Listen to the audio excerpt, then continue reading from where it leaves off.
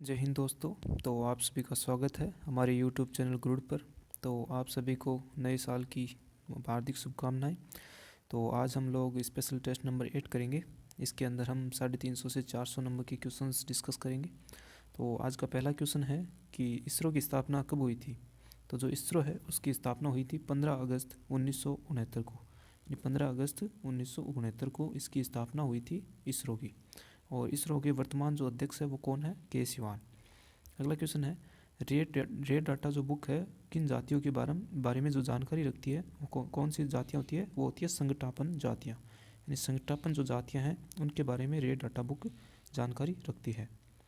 अगला क्वेश्चन है नोमिडिक एलिफेंट युद्ध अभ्यास किन के मध्य हुआ था।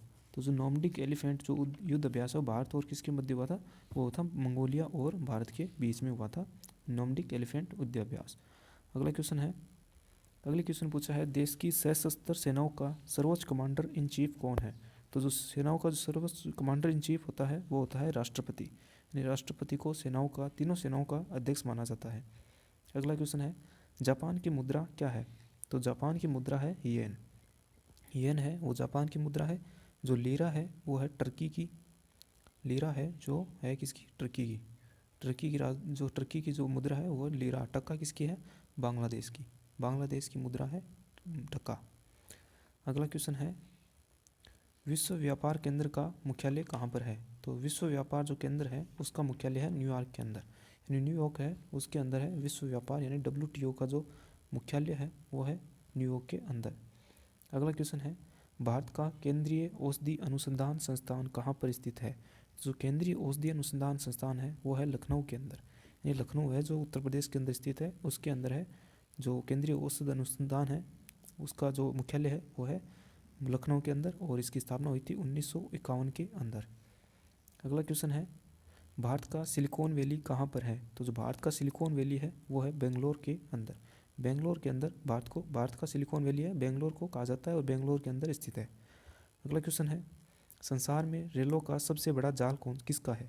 तो सबसे बड़ा जो जाल है वो अमेरिका के अंदर, और दूसरे नंबर पर है जो सेकंड है वो है चीन। चीन के अंदर दूसरा नंबर आता है। अगला क्वेश्चन है युआन किस देश की मुद्रा है।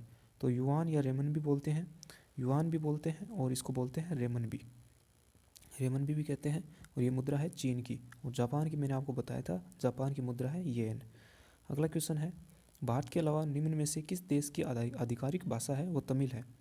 तो जो श्रीलंका और सिंगापुर इन दोनों की भाषा क्या है, तमिल है। तो इसका राइट आंसर हो जाएगा ये दोनों। अगला क्वेश्चन है राष्ट्रीय ग्रामीण विकास संस्थान कहाँ पर स्थित है। तो राष्ट्रीय ग्रामीण विकास संस्थान है वो है हैदराबाद के अंदर स्थित है। अगला क्वेश्चन देखते हैं। अगले क्वेश्चन पूछा है पर्यावरण का पहला संयुक्त राष्ट्र सम्मेलन कहाँ पर आयोजित किया गया था। तो जो पहला जो संयुक्त राष्ट्र जो पर्यावरण सम्मेलन हुआ था वो हुआ था स्टॉकहोम के अंदर। स्टॉकहोम के अंदर कब हुआ था, ये हुआ था 1968 के अंदर। 1968 के अंदर स्टॉकहोम के अंदर हुआ था। अगला क्वेश्चन है कि भारत की पर्ल सिटी किसे कहते हैं। तो जो भारत की पर्ल सिटी या मोती नगरी कहते हैं वो कहते हैं हैदराबाद को। हैदराबाद को भारत की पर्ल सिटी कहते हैं। अगला क्वेश्चन है भारत का कॉफ़ी अनुसंधान संस्थान कहाँ पर है। तो जो भारत का जो कॉफ़ी अनुसंधान संस्थान है वो है कुर्ग, जो कि कर्नाटक के अंदर स्थित है। कुर्ग कहाँ पर है, कर्नाटक के अंदर। यहाँ पर भारत का कॉफ़ी अनुसंधान संस्थान स्थित है। अगला क्वेश्चन है निम्न में से कौन सा एक एकाधिकार का उदाहरण है। तो जो भारतीय रेलवे है वो एकाधिकार का उदाहरण में आता है। यानी भारतीय रेलवे के अंदर एकाधिकार का उदाहरण है। अगला क्वेश्चन है अल्पसंख्यकों के लिए राष्ट्रीय आयोग की स्थापना किस वर्ष में की गई थी। तो ये की गई थी 1992 के अंदर। अल्पसंख्यक जो आयोग है, राष्ट्रीय आयोग, उसकी स्थापना 1992 में हुई थी। अगला क्वेश्चन है भारत के किस राज्य में अभी तक महिला मुख्यमंत्री नहीं बनी है। तो जो महिला मुख्यमंत्री नहीं बनने वाला राज्य है वो आंध्र प्रदेश। यानी आंध्र प्रदेश के अंदर अभी तक महिला मुख्यमंत्री नहीं बनी है। अगला क्वेश्चन है भारतीय संविधान की रचना में निम्न में से किसने सर्वाधिक गंभीर प्रभाव छोड़ा है। तो सर्वाधिक जो गंभीर प्रभाव जो भारतीय संविधान के ऊपर है वो है भारत सरकार अधिनियम 1935 का जो अधिनियम है उसका सबसे अधिक प्रभाव है भारतीय संविधान पर। अगला क्वेश्चन है जुलाई 1946 में स्थापित है, जो स्थापित होगा संविधान सभा के सदस्यों में निम्न में से कौन शामिल नहीं थे। तो यहाँ पर जो महात्मा गांधी थे वो शामिल नहीं थे संविधान सभा के अंदर। अगला क्वेश्चन है भारतीय संविधान सभा का अध्यक्ष कौन था? जो संविधान सभा बनी थी उसका जो अध्यक्ष बने थे वो कौन थे? राजेंद्र प्रसाद थे। राजेंद्र प्रसाद स्थायी अध्यक्ष चुने गए थे। कब? 11 दिसंबर जो 1946 है उसके अंदर ये स्थायी अध्यक्ष चुने गए थे। अगला क्वेश्चन है, डॉक्टर भीमराव अंबेडकर ने संविधान में हृदय की आत्मा किसे कहा है? तो संविधान की जो आत्मा है, संविधान की आत्मा का है संवैधानिक उपचारों का अधिकार, यानी अनुच्छेद 32 जो आता है, अनुच्छेद 32 है जो उसे संवैधानिक उपचारों का अधिकार कहते हैं, और डॉक्टर भीमराव अंबेडकर ने संविधान की आत्मा इसे ही कहा है। अगला क्वेश्चन है, संसद के केंद्रीय कक्ष में संविधान सभा की पहली बैठक कब हुई थी? तो जो पहली बैठक हुई थी केंद्रीय कक्ष के अंदर वो हुई थी 9 दिसंबर 1946 को, यानी 9 दिसंबर 1946 को पहली बैठक हुई थी। अगला क्वेश्चन है, भारतीय संविधान की प्रारूप समिति के अध्यक्ष कौन थे? तो जो भारतीय प्रारूप समिति के अध्यक्ष थे वो थे डॉक्टर भीमराव अंबेडकर प्रारूप समिति के अध्यक्ष थे। अगला क्वेश्चन है, आधुनिक लोकतंत्र की स्थापना करने वाला पहला देश था? तो जो आधुनिक लोकतंत्र है उसकी स्थापना करने वाला पहला देश कौन था? वो था अमेरिका, और अमेरिका के अंदर 1788 के अंदर संविधान जो उसका निर्माण हो गया था। अगला क्वेश्चन है, प्रारूप समिति में अध्यक्ष के अलावा और कितने मेंबर थे? यानी एक तो अध्यक्ष होता है और सदस्य कितने होते हैं? 6 सदस्य होते हैं, और जो 6 सदस्य हैं उनके नाम क्या थे? उनके नाम थे, पहले थे एन गोपाल स्वामी, और दूसरे थे अल्लादी कृष्ण स्वामी अय्यर, और तीसरे थे मोहम्मद सादुल्ला, और चौथे थे के मुंशी, और पांचवें थे BL मित्तर, और उनके बाद में इनके स्थान पर आए थे माधवराव, और DP खेतान थे जो छठे थे, और इनके स्थान पर आए थे TT कृष्णामाचारी। तो ये 6 सदस्य थे, और इन 2 की जगह दूसरे जो लोग आए थे उनके भी नाम याद रखने हैं। और तो अगला क्वेश्चन है कि भारत की संविधान सभा किसके कहने पर बनाई गई थी?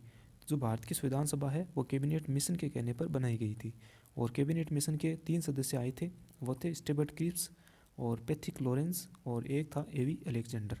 तो ये 3 सदस्य थे किसके अंदर? कैबिनेट मिशन के अंदर। अगले क्वेश्चन ने पूछा है, किस अधिनियम के बाद भारत पर ईस्ट इंडिया कंपनी का नियंत्रण समाप्त हो गया था? तो जो भारत सरकार अधिनियम 1858 है उसके बाद ईस्ट इंडिया कंपनी का नियंत्रण भारत के ऊपर से समाप्त हो गया था। अगला क्वेश्चन है, 1857 के विद्रोह का क्रम बताइए। तो जो 1857 का जो विद्रोह हुआ था सबसे पहले कहाँ पर हुआ था? बैरकपुर के अंदर। जो सबसे पहले हुआ था बैरकपुर के अंदर, उसके बाद मेरठ के अंदर, और उसके बाद दिल्ली के अंदर, और चौथे नंबर पर आता है झांसी। तो इसका सही क्रम होगा 4 2 3 1, यानी सही क्रम ये होगा। अगला क्वेश्चन है, भारतीय राष्ट्रीय कांग्रेस का पहला अंग्रेज अध्यक्ष कौन था? तो जो भारतीय राष्ट्रीय कांग्रेस जो बनी थी उसका जो राष्ट्रीय कांग्रेस का पहला जो अंग्रेज अध्यक्ष बने थे वो कौन थे? जॉर्ज यूल को पहला अध्यक्ष बनाया गया था। अगला क्वेश्चन है, भारतीय राष्ट्रीय कांग्रेस के पहले अधिवेशन की अध्यक्षता किसने की थी? तो ये की थी WC बनर्जी ने, और ये कब हुआ था? 1885 और कहाँ पर हुआ था? मुंबई के अंदर ये अधिवेशन हुआ था, पहला अधिवेशन कांग्रेस का। अगला क्वेश्चन है, भारत का सबसे पहला समाचार पत्र कौन सा था? तो भारत का जो सबसे पहला समाचार पत्र है वो है बंगाल गजट, और इसको कोलकाता के अंदर जो प्रकाशित किया जाता था, कब किया जाता था? 1780 में ये शुरू हुआ था।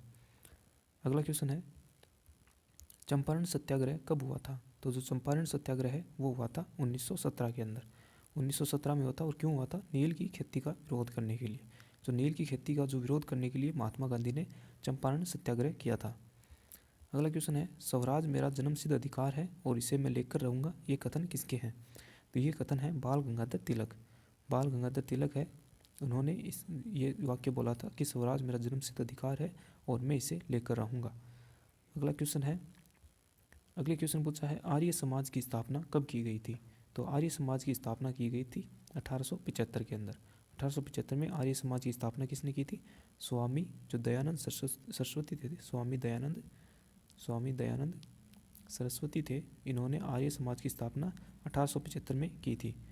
अगला क्वेश्चन है, पानी के पृष्ठ पर जो हल्के से रखी गई एक लोहे की सुई है उसके ऊपर तैरती रहती है, तो इसका कारण क्या होता है? तो इसका कारण होता है पृष्ठ तनाव के कारण, यानी जो सुई का जो पृष्ठ तनाव होता है उसके कारण ये पानी के ऊपर हल्के से अगर रखे तो ये तैरने लग जाती है। अगले क्वेश्चन पूछा है, रॉकेट को अंतरिक्ष में छोड़ने के लिए निम्न में से कितने न्यूनतम पलायन वेग की आवश्यकता होती है? यानी किसी रॉकेट को अगर हम अंतरिक्ष में छोड़ना चाहें, अगर पृथ्वी के जो वायुमंडल उससे बाहर निकालें, तो उसके लिए जो वेग चाहिए होगा वो चाहिए 11 किलोमीटर पर सेकेंड, यानी 11 किलोमीटर प्रति सेकंड के हिसाब से उसको जो है वो चाहिए होगा वेग। अगला क्वेश्चन है कि यदि पानी के किसी आयतन को 0 डिग्री से 10 डिग्री तक गर्म करने पर उसके आयतन में क्या होगा।